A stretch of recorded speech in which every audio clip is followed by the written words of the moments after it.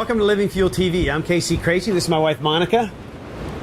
So protein, as long as you get any old protein with a meal, it's okay, right? They all do the same thing. It all works the same. It doesn't really matter whether it's from an animal or plant.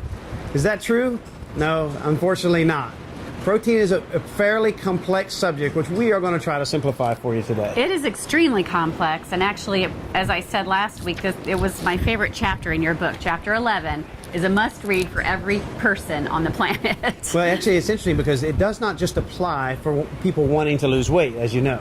It applies for people wanting to maintain weight, or to increase muscle weight, or to lose weight. It's really so important. Also, the research shows that have enough protein going in and post-surgery even increases the speed at which people recover. So there's so many reasons this chapter is important. So let's first wrap up from last week. What exactly is protein, Casey? I really think that we should think about protein as a source of amino acids. It's really two things. Actually, amino acids are building blocks, and they provide nitrogen. Okay, that's really what you get from them. But protein is broken down by the body, and the building blocks are pulled out of the protein, and those building blocks are used by the body to create things like muscles and tissue and hormones and just about any other thing you can think about in the body. So it's the basic foundation of the human body is made from protein. From protein, among other things. But proteins is a structural nutrient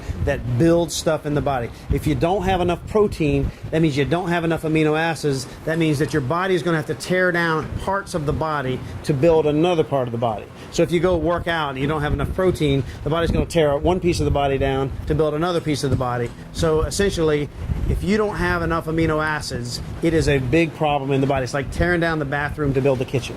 So we talked about that. So if you think about amino acids being critical to life and actual building blocks of life, and they're separated into two pieces like we talked about last week. You got the essential ones, the ones that cannot be made or manufactured by the body, so you have to eat them, and you have the quote non-essential ones that are also essential, but they can be made by the body as long as you get the dietary essential amino acids. Okay, so there's 20 amino acids that are manufactured in the body, 10 of which your body can manufacture if you're eating right, and 10 of which your body cannot manufacture. It needs the protein sources that we ingest. Yes. To be more specific, there are 20, I would say, plus dietary amino acids, because the body makes numerous amino acids in the body. We're not counting those. We're talking about those you get from the diet. So there are 20 plus dietary amino acids. To simplify it, we're going to say 10 essential and 10 non-essential. But it's actually, there are 8 or 9 essential for most people, and others are conditionally essential. So 10 and 10 would be a good way to break that down. Okay, let me read something from page 291 in your book. It says, failure to obtain enough of even one of the 8 to 10 essential amino acids, those that we cannot make, results in degradation of the body's proteins, muscle, tissues, and so forth, to obtain the one amino acid that is needed.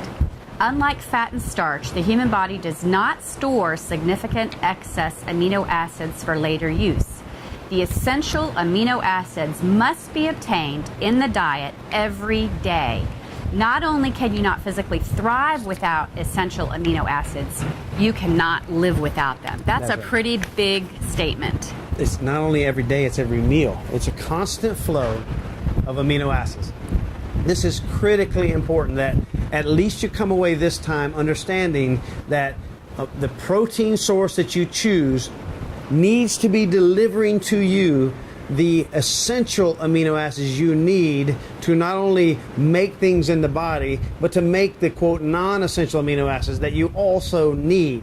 So if your diet is not getting quality protein sources and not getting enough protein, then you are hindering yourself from being all you can be. We hope we have simplified this a little bit more for you. We're going to continue on this subject because it's important. You know what I want to talk about next is what are the sources that we should be eating to get these essential amino acids. Can we cover that next time? We can cover that next time. Okay. Perfect. God bless you and have a great day.